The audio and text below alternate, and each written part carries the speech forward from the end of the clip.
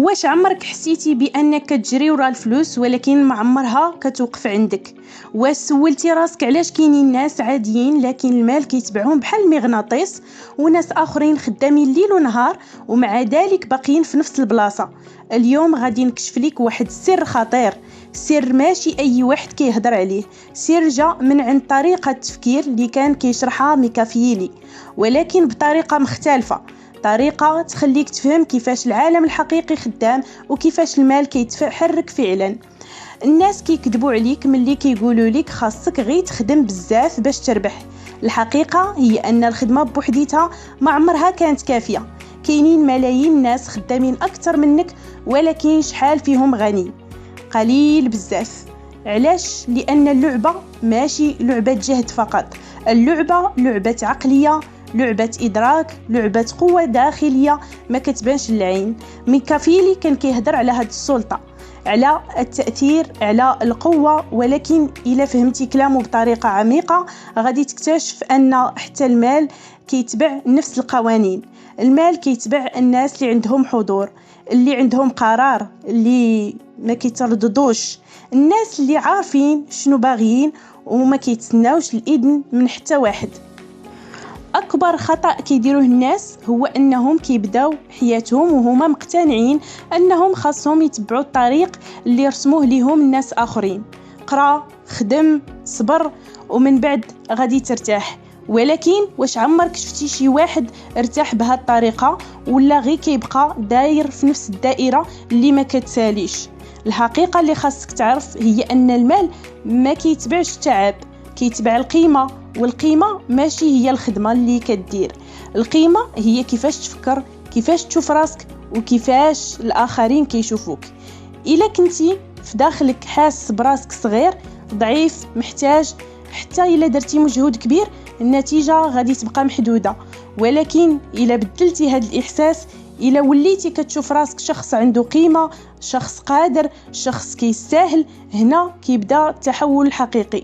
الناس الناجحين ماشي أذكى منك بزاف، ولكن عندهم حاجة وحدة مختلفة، عندهم قرار داخلي قوي، قرار أنهم ما كيبقاوش عاديين، قرار أنهم يفرضوا راسهم في هذا العالم.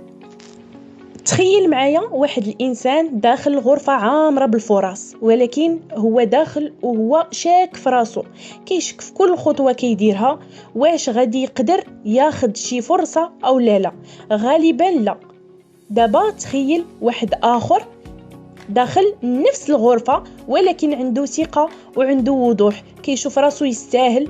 هاد الإنسان غالبا غادي يخرج بنتيجة زوينة وغادي ينجح. وهنا فين كاين السر، المال كيتبع هاد النوع الثاني من الناس، ماشي لأنه محظوظ ولكن لأنه كيعرف كيفاش يفرض القيمة ديالو وكيفاش يستغل الفرص اللي كيجيوه. واحد من القوانين الخفية اللي قليل اللي كيهضر عليها هو أن الناس ما كيعطيوكش على حساب الجهد ديالك، كيعطيوك على حساب الصورة اللي عندهم، يعني على حساب ديك الصورة اللي رسمتها ليهم عليك، وعلى حساب الطاقة اللي كتحس بها من نفسك. إلا كنتي ديما كتشكي، كتخاف، كتردد، العالم غادي يعاملك بنفس الطريقة. ولكن إلا كنتي حاسم وواضح، كتحرك بثقة، حتى الفرصة غادي تبدل بطريقة اللي كتجيك بها.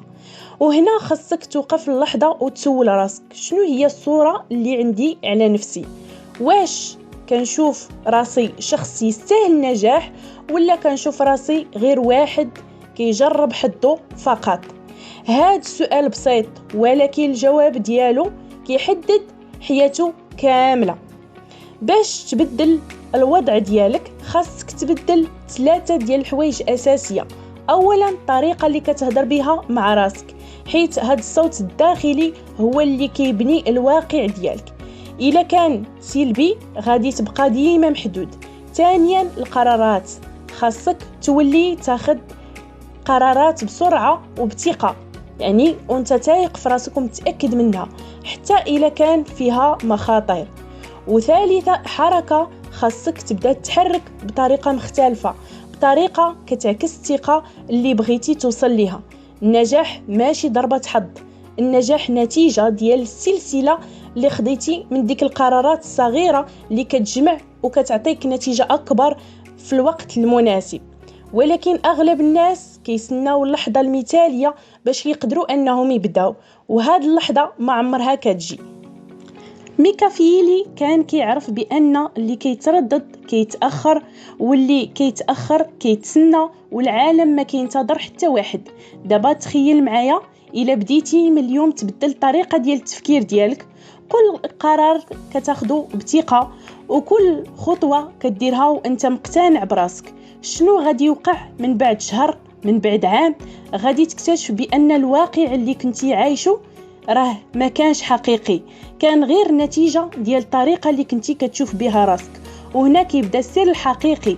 المال ماشي هو الهدف، المال غير نتيجة فقط، النتيجة ديال شخص ولا قوي من الداخل ديالو، واضح وعارف الطريق ديالو وعارف شنو باغي يدير وفين باغي يوصل.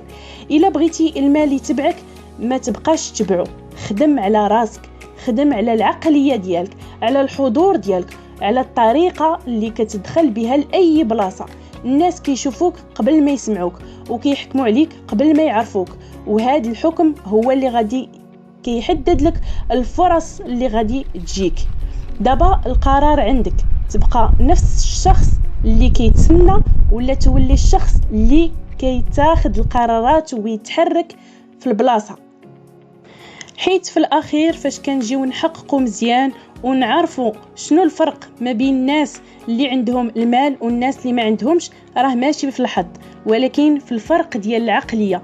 كتلقاهم ما كيخافوش، كتلقاهم اي قرار خداوه كيطبقوه، كتلقاهم ما كيترددوش، كتلقاهم كياخذوا واحد القرار وهما مقتنعين، ماشي كياخذوه وهما مترددين. واي فرصه جات كيستغلوها وما كيضيعوهاش عليهم، ودائما كيتسناو الفرص باش انهم يزيدوا القدام وباش انهم ينجحوا. وحتى لما لقاوش هاد الفرص راه هما اللي كيصنعوها براسهم. حيت في الاخير الفرق ما بين الناس اللي عندهم المال والناس اللي ما عندهمش هي طريقة كيفاش كيفكروا. وإلا وصلتي لهاد النقطة في الفيديو راه عندك واحد الحاجة اللي ما عندش بزاف ديال الناس، وهي أنك باغي تفهم وباغي فعلا تبدل. دير واحد القرار اليوم صغير ولكن واضح، وبدا تنفذ وما تسناش حتى تجي الوقت عاد تبدا، أو حتى يكون عندك الوقت المناسب. ما تفكرش، غير تحرك، وحاول أن أي خطوة جاتك تستغلها واي فرصه جاتك ما تضيعاش عليك، وغادي تشوف بنفسك كيفاش الامور غادي تبدل وكتولي غادي خطوه بخطوه حتى كتوصل للمرحله اللي المال ما كيبقاش الهدف، ولكن كيولي المال هو النتيجه الطبيعيه اللي غادي توصل ليها بكل سهوله. ما كتبقاش تابع المال، ولكن كيولي المال هو اللي تابعك، لان خدمتي على راسك، خدمتي على عقلك، خدمتي على التفكير ديالك، وخدمتي على انك تغير من راسك وتطور من راسك باش تزيد للقدام وباش تنجح وما تبقاش في نفس البلاصه. لان احسن استثمار الواحد يقدر يستثمره هو يستثمر في العقليه ديالو، حيت الا استثمرتي في العقل ديالك غادي تقدر تخرج منه بزاف ديال الحوايج زوينين، وكتولي اي فرصه جات كتستغلها وما كتضيعهاش، ودائما كتخلق الفرص الجديده اللي غادي تعاونك باش انك تزيد للقدام وباش انك تنجح. واهم حاجه كتولي تغلب حتى على داك الخوف ديال انك خايف انك تجرب شي حاجه جديده، خايف انك ما تصدقلكش الحاجه اللي غادي تجرب، فكتولي كتحمل المسؤوليه ديال المخاطر ديال كل عمل جديد بغيتي تجربه. وبهذه الطريقه غادي تقدر تنجح وغادي تقدر تزيد للقدام وغادي تقدر تغير بزاف ديال الحوايج في حياتك. إلا عجبك الفيديو ما تنساش دير لايك، وكذلك تكتب لي الرأي ديالك في الكومنتات، وما تنساش كذلك أنك دير سبسكرايب باش توصلوك كاع الجديد ديال الفيديوهات إن شاء الله. ودائما غادي يكونوا فيديوهات جديدة وفيديوهات أقوى في هذه القناة هذه.